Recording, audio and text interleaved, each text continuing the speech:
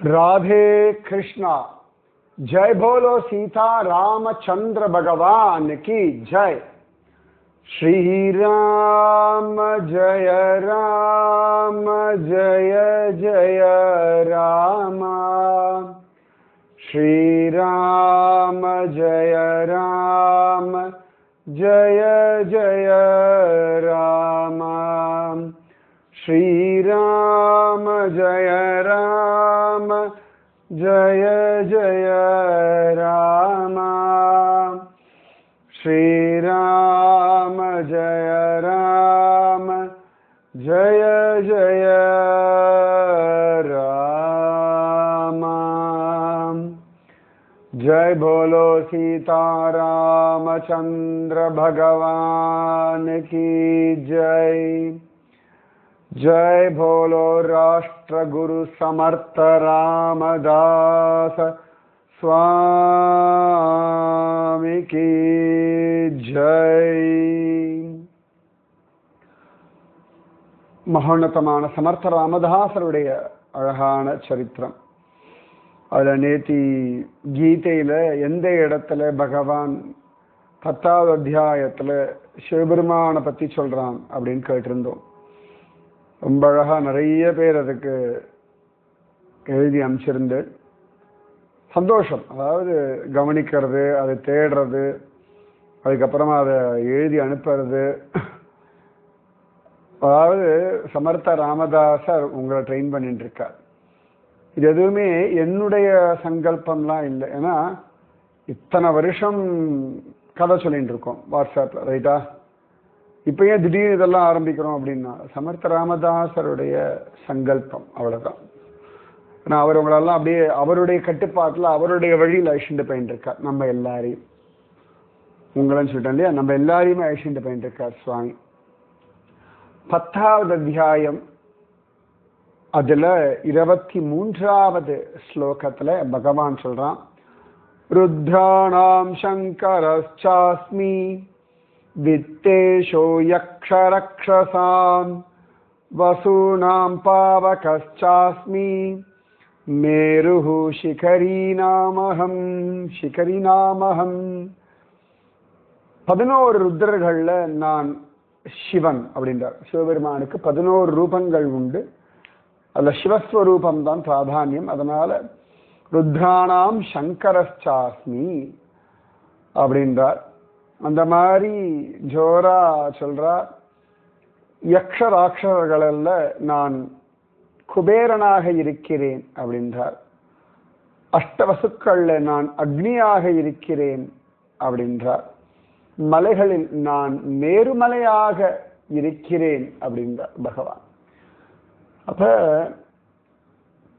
பெரிய பாக்கியம். நீங்க பார்க்கிற எல்லாத்துலேயுமே கிருஷ்ணன் வியாபிச்சிருக்கான், சரியா? பகவத்கீதா 23வது ஸ்லோகம் இது. அதுக்கப்புறமா வேணாபாய் விஷயம். எவ்வளவு அழகா அந்த குழந்தை தைரியமா ஜெயிச்சு காட்டுறா. அவளுடைய அழகான அந்த நம்பிக்கை, அந்த ஸ்ரத்தை, சமர்த்த ராமதாசர் அவளையே பிக்ஷையாக கேட்கிறார். அதாவது அப்படி கேட்பாரா சமர்த்த ராமதாசர்? உங்களுக்கு ஆசை, என் குருநாதர் என்ன பிக்ஷையா கேட்டா தேவலையே அப்படின்னு. வேணாபாய் மாதிரி ஆயாச்சல்னா ஆயிட்டேள்னா ஆயின்றிருக்கள்னா நிச்சயமா கேட்பேன். ஒரு காலத்துல கேட்கப்படுவீர்கள். அந்த குரு வார்த்தைப்படி நடக்கிறது. அதாவது குரு வார்த்தைப்படி நடக்கிறதுனா ஒரு மூட நம்பிக்கை இல்லை. புரிஞ்சுண்டு உணர்ந்துண்டு அந்த பாதையில அழகா படிப்படியா பொறுமையா முன்னேறது. பொறுமை அப்படி ஒன் ஃபைன் மார்னிங் அப்படிலாம் கிடையாது. நிதானமா. வருஷங்கள் முக்கியம் இல்லை, உங்க வயசு முக்கியம் இல்லை, உங்களுடைய பொறுமையும் நிதானமும் அடையறதுக்கான முயற்சியும் ஒரு ஸ்டெடி ஸ்பீட்ல போயிட்டே இருக்கான். சாதாரண முயலும் ஆமையும் கதையை சொல்லுவோம் தெரியுமா? முயல் வேகமா போகானா அப்படி டீவியேட் ஆகி போயிடும். ஆமை ஸ்டெட் ஃபாஸ்ட்னு சொல்லுவாங்க, அப்படி ஸ்டெடியா ஒரே பேஸ்ல. அது ரொம்ப அவசியம். நீங்க உங்களோட குடும்பம், கணவன், குழந்தைகள், மனைவி, இது ஆண் பெண் எல்லாருக்குமே சொல்றேன். நீங்க எந்த நிலைமையில இருந்தாலும் பிசினஸ் பண்ணலாம், பெரிய பொசிஷன்ல இருக்கலாம், நிறைய பணம் சம்பாதிக்கலாம், வியாபாரம் பண்ணலாம். However, உங்களால இந்த விஷயத்துல, பக்தி விஷயத்துல, ஆன்மீக விஷயத்துல ஒரே சீராக வேண்டியிருந்தா நிச்சயமாக வேணாபாயினுடைய ஸ்திதியை அடைய முடியும். ஆன்மீகத்துல அவசரம் கூடாது. ஒரு எமோஷனலி அப்படி அப்படி இருக்கக்கூடாது. குருவை பார்த்தா சொன்னா தலகால் புரியாம, அதெல்லாம் கிடையாது. குருவை பார்த்தாலும் நிதானம் வேணும். குரு எதிர்க்க இருந்தாலும் நிதானமா இருக்கணும், பக்தியோட இருக்கணும், ஸ்ரத்தையோட இருக்கணும், நம்பிக்கையோட இருக்கணும். இது உங்க குரு உங்ககிட்ட எதிர்பார்க்கறது. நான் வச்சுக்கோங்க, ஒரே தான் இருக்கக்கூடாது. ஊர் உலகத்துல உங்களுடைய பக்தியோ இல்லைன்னு சொன்னா, உங்களுடைய நாம ஜபமோ இல்லாட்டி உங்களுடைய அழகான அந்த அனுபவமோ வெளியில தெரிய வேண்டிய அவசியம் இல்லை. நல்ல யசோதா அனுபவம் உங்களுக்கு இருக்கலாம், ஆனா வெளி உலகத்துல நீங்க பெருசா யசோதை அப்படின்ற மாதிரி காட்டிக்கவே கூடாது. புரியுறதா? கிருஷ்ணன் நல்ல ஃப்ரெண்டு மாதிரி உங்களுக்கு ட்ரீட்மெண்ட் இருக்கலாம், உங்களுக்கு அப்படி இருக்கலாம். Krishna is my friend, yes, ஆனா அது வெளியில பிரஸ்தாபிக்க வேண்டிய அவசியம் இல்லை. அப்படியே மீரா வந்து அவளுடைய பக்தியை பண்ணிட்டு இருந்தா. ஒவ்வொரு காலகட்டத்தில் ஒவ்வொருத்தரும் புரிஞ்சுட்டாலும் மீரா எந்த இடத்துலையுமே நான் பிரேமசிகாமணி, நான் கிருஷ்ண பிரேமையில் திளைக்கிறேன், இந்த கதையே கிடையாது. குருஜிமா சொல்வா, கிருஷ்ண பக்தி பண்ணு, மனுஷ பக்தி பண்ணாதுன்னு. என்ன அர்த்தம்னா, மனுஷா உன்னை கொண்டாடுவதற்காக மனிதர்கள் மேல அபிமானம் கொண்டு உன்னுடைய பாவத்தையோ பக்தியையோ வெளிக்காட்டாதே. அது ரொம்ப முக்கியம். பக்தின்றது திரும்ப திரும்ப நான் சொல்றேன், உங்களுடைய ஹிருதயபூர்வமான அனுபவம். இது அடுத்தவா முன்னாடிலாம் காட்டிக்கவே கூடாது. நீங்க பாடி பக்தி பண்ணணும். வேணாபாய் கிட்ட சமர்த்த ராமதாசர் தாஸ்போது கொடுத்தார், எழுதிக்கோமான்னு. நீங்களா என்ன பண்ணிருப்பேன், என் குருநாத கைப்பட எழுதினது என்ன நம்பி கொடுத்திருக்கா, எனக்கு கொடுத்திருக்கா அப்படின்னு அதுலயே மயங்கி கிடப்பேன். வேணாபாய் என்ன பண்ணா, மரியாதை பண்ணா, அதை தலை மேல வச்சிருந்தா, நமஸ்காரம் பண்ணா, அதுக்கப்புறம் அழகாக அதை பார்த்து பார்த்து எழுதிண்டா, எழுதின விஷயங்களை ஆலோசனை பண்ணா, குருநாதர்கிட்ட சொன்ன மாதிரி 2-3 நாளுக்குள்ள குருநாதா எழுதிட்டேன் கொடுத்துட்டேன் அப்படின்னு கொடுத்தா. அப்படியே குருநாதருடைய அந்த பேப்பரை தொட்டேன், எப்படி இருந்தது தெரியுமா? இதுதான் நிறைய பேர் பண்றா. குரு மேல அபிப்பிராயம் இருக்கட்டும், அபிமானம் இருக்கட்டும், மரியாதை இருக்கட்டும், அதை தாண்டி அவர் சொல்ற விஷயங்கள்ல பக்குவப்படணும். நான் நிறைய பேர் சொல்றேன், இந்த பாத பூஜைலாம் ஆச்சரியம். பாத பூஜை எல்லாம் விட முக்கியம் சொல் பேச்சு கேட்கறது. சொல் பேச்சு கேட்கறது மட்டும் இல்லை, அழகா குரு எதிர்பார்க்கக்கூடிய அந்த பக்குவம். நீங்க ஒரு காய்கறி வாங்குற, அது பக்குவமா பழுகை காணாதான் நல்லா இருக்கும். ரைட்? ஏதோ மாம்பழம் வாங்குற, நல்ல பழம் மஞ்சளா இருக்கு, ஆரஞ்சா இருக்கு, சூப்பரா இருக்கு, ஆனா டேஸ்டே இல்லைன்னா யூஸ். அதே தான் ஞாபகம் வச்சுக்கோங்க. இங்க பக்குவம் அடைகிறது தான் குருவின் லட்சியம். துருவன் வந்து நாரதன் எனக்கு உபதேசம் பண்ணார். எப்படி உபதேசம் பண்ணார் தெரியுமா? எப்படி உட்காந்து அவர் வந்து எனக்கு அந்த பகவத் தியானத்தை எப்படி சொல்லி கொடுத்தார் தெரியுமா? நம்ம அதுதான் பண்ணிட்டு இருக்கோம். சொல்லி கொடுத்தா அந்த காருண்யத்தை நினைச்சான், சொல்லி கொடுத்ததையே பிரஸ்தாபிக்கல, சொல்லி கொடுத்த பிராக்டிக்கலா பண்ண ஆரம்பிச்சான். ஹிருதயத்துக்குள்ள பகவானை பிரத்யட்சமா பிடிச்சுட்டான், பகவானை நேரடியாகவும் பார்த்துட்டான். நிறைய பேர் என்ன பண்றாங்கன்னா இந்த குருவுடைய விஷயங்கள்ல இந்த மாதிரியே மனசை போட்டு இந்த ஒரு எக்ஸைட்மெண்ட்டை விட முக்கியம் நீங்க பக்குவம் அடைகிறது. திரும்ப திரும்ப தானே சொல்றேன்.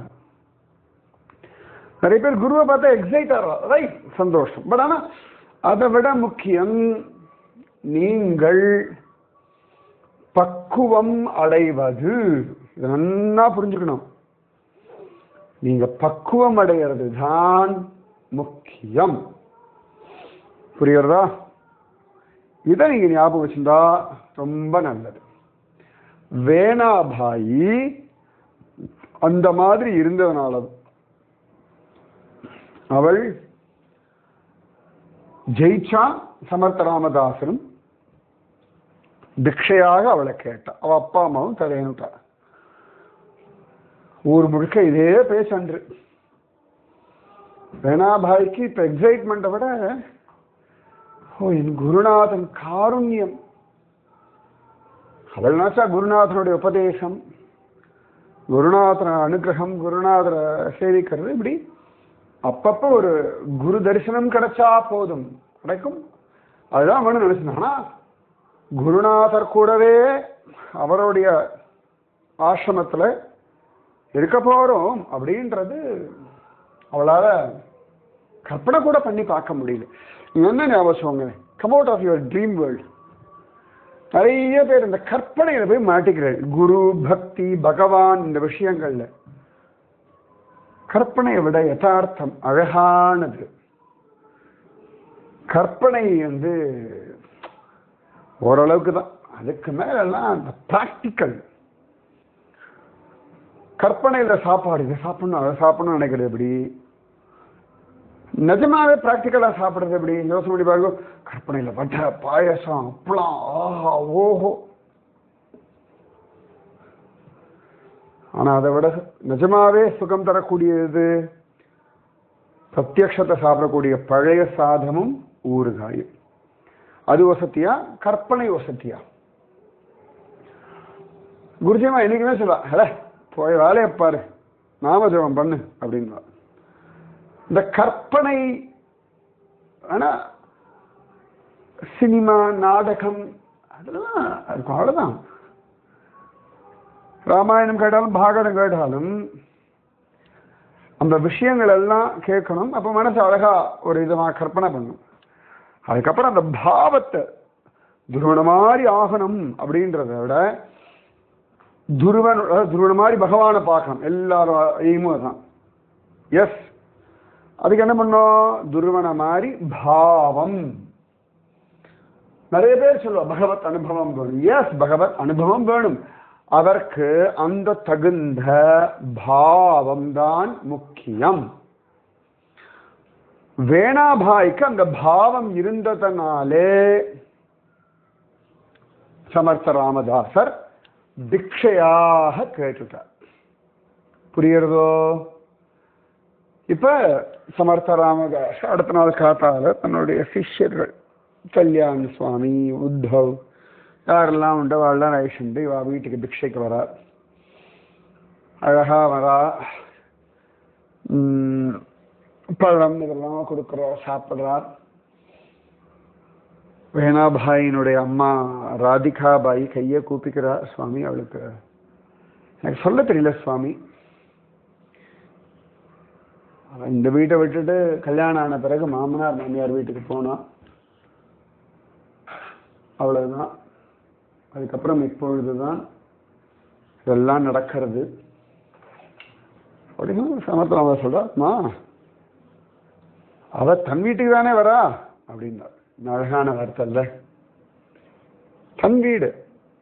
நான் வச்சுக்கோங்க, குரு என்னைக்குமே உங்களை தன் குடும்பத்துல ஒருத்தராகத்தான் பார்க்கலாம். குருவோட குடும்பம் ரொம்ப பெருசு.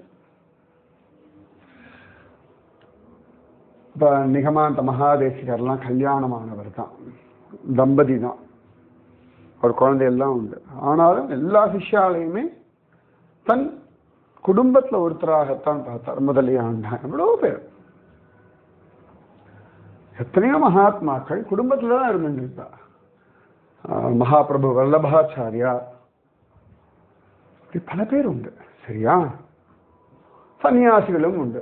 எல்லாருமே தங்கள் குடும்பத்துல ஒருவராகத்தான் நம்மளை வச்சுருக்கா. நீங்க என்ன புரிஞ்சுக்கணும். சமத் ராமதாச சொல்லிட்டார், அவ வீடு தானே வரா, இங்க இந்த வீடு மாதிரி தான் அந்த வீடும் அப்படின்னா. அது அம்மா வீட்டுக்கு தான் வரா. ஸோ அப்போ பயப்பட வேண்டாமே. அம்மா தன் வீட்டுக்கு தன் குழந்தை வரானா பயப்படுவாளா? இல்லை இல்லை. வேணாபாய் கண்களில் கண்ணீர். அப்பாவுக்கு என்ன சொல்றதுனே தெரியல, என் குழந்தைக்கு எப்படி ஒரு பாக்கியம் கிடைச்சிருக்கே அப்படின்னு. அம்மாவுக்கும் சந்தோஷம். வெறுமை சிம்பிளா அவளோட ஏதோ ஒரு ட்ரெஸ் எடுத்துட்டா கிளம்புறா, வேற ஒன்றும் இல்லை. வேணாபாய் அம்மா வந்து ஏதாவது சாமான் கொடுத்து விட்டோமா, பாத்திரம் கொடுத்து விட்டோமா, அவளுக்கு புரியல. இந்த ஆசிரம வாழ்க்கை அப்படின்ற ஒரு விஷயம் அவளுக்கு புரியல. அப்ப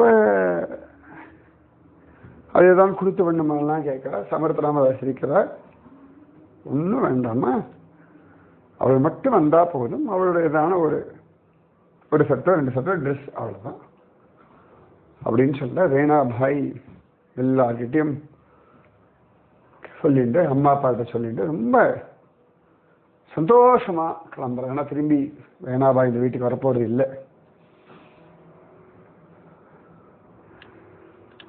இது இந்த பொண்ணுக்கு ஒரு பெரிய சமாதானம், அப்பா அம்மாவுக்கும் சமாதானம். நிச்சயமா உலகம் என்னெல்லாமோ சொல்லணும்.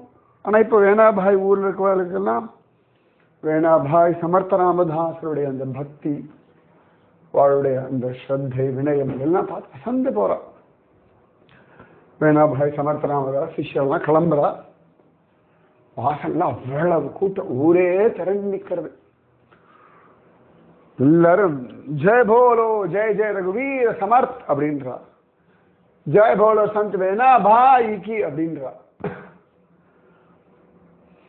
சமர்த்த ராமதாஸ் ஒன்னும் சொல்ல, எல்லாரும் அப்படியே அவர்கிட்ட திரும்ப திரும்ப மன்னிப்பு கேட்கிறா. அப்ப சொல்றாரு, போனது போட்டோம், நடந்தாச்சு, அதனால என்ன ஆச்சு உங்களுக்கு புரிஞ்செடுத்து இல்லையா, அவ்வளவுதானே. நாம ஜபம் பண்ணுங்கோ, சாஃபலுக்கு வாங்கோ, ராமன் உங்களுக்காக காத்துன்னு இருக்கான், நிறைய சத்சங்கம் அனுபவிங்கோ, ராமநாமத்தை தழைச்சுருங்கோ அப்படின்னு ரொம்ப அக்கறையோட சொல்றார். எல்லாரும் பார்க்கறா. இது கூட சொல்லிட்டு இருந்தேன், பகவத்கீதையில எந்த ஸ்லோகத்துல பகவான் ஸ்திரீகளை பத்தி சொல்றான் அப்படின்னு கேட்டேன். 34வது ஸ்லோகத்துல சொல்லும் பொழுது பகவான் சொல்றான் விபூதி யோகம், அதாவது 10வது அத்தியாயம் 34வது ஸ்லோகம். மிருத்யுஹு சர்வஹரச்சாஹம் உத்பவச்ச பவிஷ்யதா கீர்த்தி ஸ்ரீர் வாக்ச நாரீனாம் ஸ்மிருதிர் மேதா திருதி க்ஷமாஹா. அழிப்பவற்றுள் நான் மரணமாக இருக்கிறேன், உற்பத்தி அவற்றுள் நான் எதிர்காலமாக இருக்கிறேன் அப்படின்றான். அழகான வார்த்தை எல்லாம். ஐ ஆம் த ஃபியூச்சர், ஐ ஆம் த டெத். சூப்பர்ல. பெண்களிடத்தில் நான் அவர்களுடைய கீர்த்தியாக, அவர்களுடைய ஸ்ரீனா ஐஸ்வர்யம், அவர்களுடைய வாக்கு சாதுரியமாக, அவர்களுடைய ஞாபகமாக, அவர்களுடைய மேதாவிலாசமாக, அவர்களுடைய தைரியமாக, அவர்களுடைய பொறுமையாக நான் இருக்கிறேன். Among the women, I am the same. I am the opulence or beauty. I am the fine speech, வாக்கு. I am the memory, Smriti. I am the Medha, intelligence. திருதி, அவர்களுடைய அந்த திருடம், அந்த firmness உடைய லேடிஸ்க்கு அது. க்ஷமா, I am the patience. So among the women, I am the fame, I am the beauty, I am the fine speech, I am the memory, I am the intelligence, I am the firmness, I am the patience. So 7 qualities of ladies. Kirti, Shri, Vakcha, Nari, Nam, Smritir, Medha, Dhritikshamaha. So, if you are a woman, you are really blessed. Be proud. Be happy. சில இடங்கள்ல சில பெரியவா சொல்லும் பொழுது இது 7 ஸ்திரீகளா சொல்றது உண்டு. கீர்த்தி, ஸ்ரீஹி, வாக்கு, ஸ்மிருதி, மேதா, திருதி, க்ஷமா, இந்த மாதிரி 7 பேர்லையும் உத்தமமான ஸ்திரீகள் உண்டு. அந்த 7 பேர்களாக நான் இருக்கேன் அப்படின்னு பகவான் சொல்றது உண்டு. நிறைய மகாத்மாக்கள் ஸ்திரீகளுடைய அழகான இந்த குணங்களாக இருக்கிறார்கள், பகவான் இருக்கிறான் அப்படின்னு சொல்றான். So you are blessed, my dear ladies, my dear சகோதரிஸ், my dear daughters, my dear குழந்தைகளே, நீங்கள் எல்லாரும் ஆசீர்வதிக்கப்பட்ட செலிபிரிட்டிஸ். ஜாலியா இருங்க, புலம்பா வேண்டாம், அழ வேண்டாம், நொந்து போக வேண்டாம். Decide and go ahead. நிச்சயமா வாழ்க்கை நல்லபடியா போயிட்டு இருக்கு. அப்ப ரொம்ப அழகா எல்லாரும் பார்க்கிறா, அவள் கிளம்புறா, அத்தனை பேரும் சேவிக்கிறா. சமர்த்த ராமதாசர் ஜெய ஜெய ரகுவீர் சமர்த் அப்படின்னு சொல்லிட்டே நடக்கிறார். மற்ற சிஷ்யா நடக்கிறார், கூடவே இவளும் நடக்கிறார். ராதிகா பாய்க்கு இந்த பொண்ணு கல்யாணமாகி போகும் பொழுது எப்படி அந்த மாதிரி இப்ப இருக்கு. அதுல என்ன விசேஷம் அப்படின்னா, இப்ப ஆசிரமத்துக்கு போற, கல்யாணம் ஆகி போனா கூட அப்பப்போ ஒரு வாய்ப்பு ஆசிரமத்துக்கு போறாளே அப்படின்னு ஒரு யோசனை. அவன் திரும்பியே பார்க்கல. வேணாபாய் இந்த தெரு எல்லைக்கு போறா, வேணாபாய் அப்படி திரும்பி அம்மாவை பார்த்தா, கை கூப்பினா, அங்கேருந்து வாய் அசைச்சா, ஸ்ரீராம ஜெயராம ஜெய ஜெயராம ஜெய ஜெய ரகுவீர் சமர்த்த. அம்மா அப்படியே பார்த்தா, கைய கூப்பிண்டா, சமர்த்த ராமதாசர் திருவடியே பார்த்தா. சரியான பாதையில என் மகள் போகின்றாள் அப்படின்னு அவளுக்கு ஒரு சமாதானம். அவ அப்பாவுக்கு அத்தனை ஒரு சமாதானம். ஊரெல்லாம் அவளை கொண்டாடுறது. அவ்வளவு பெரிய பாக்கியம் பண்ணிருக்க நீங்க. ஏன்னா அந்த குழந்தை பிறந்த போது சந்தோஷம், அவள் வயசுக்கு வந்தவன ஒரு சந்தோஷம், அவள் கல்யாணம் பண்ணவன ஒரு சந்தோஷம். அதுக்கப்புறம் அந்த குழந்தையோட கணவனை இறந்து போயிட்டான்னு உடனே ஒரு பெரிய துக்கம். மாமனார் மாமியார் என்ன பார்த்துக்கிறாளேன்னு ஒரு ஆனந்தம். குரு கிடைச்சுட்டாரேன்னு சந்தோஷம். உலகம் தப்பா பேசுறதேன்னு வருத்தம். இந்த உலகத்துக்கு முன்னாடி அவள் தன்னை நிரூபணம் பண்ணிட்டாளேன்னு அவ்வளவு ஆனந்தம். இப்ப குருவே பிக்ஷையா அவளை வாங்கிட்டு போறார். என்ன சொல்றது அப்பாவுக்கு? என் ஜென்மா சாபல்யமாச்சு அப்படின்னு நினைச்சுக்கிறார். வேணாபாய் சமர்த்த ராமதாசரோடு கிளம்பினாள். மீதி விஷயம் நாளைக்கு. ஸ்ரீராம ஜெய ராம ஜெய ஜெய ராம, ஸ்ரீராம ஜெய ராம ஜெய ஜெய ராம. இன்றைய கேள்வி, மாதங்களில் நான் மார்கழியாக இருக்கிறேன், காலங்களில் நான் வசந்தமாக இருக்கிறேன். கண்ணன் சொன்னது எத்தனாவது அத்தியாயம், எத்தனாவது ஸ்லோகம், இதுக்கு முன்னாடி என்ன லைன் கண்டுபிடித்து சொல்லுங்கள். பகவத்கீதையில் ராதே கிருஷ்ணா. ஜெய போலோ சீதா ராமச்சந்திர பகவான் கி ஜெய். ஜெய் போலோ சமர்த்த சுவாமி ராமதாஸ், जय बोलो राष्ट्र गुरु स्वामी समर्थ रामदास महाराज की जय. जय बोलो वीर धीर सूर आंजनेय स्वामी की जय.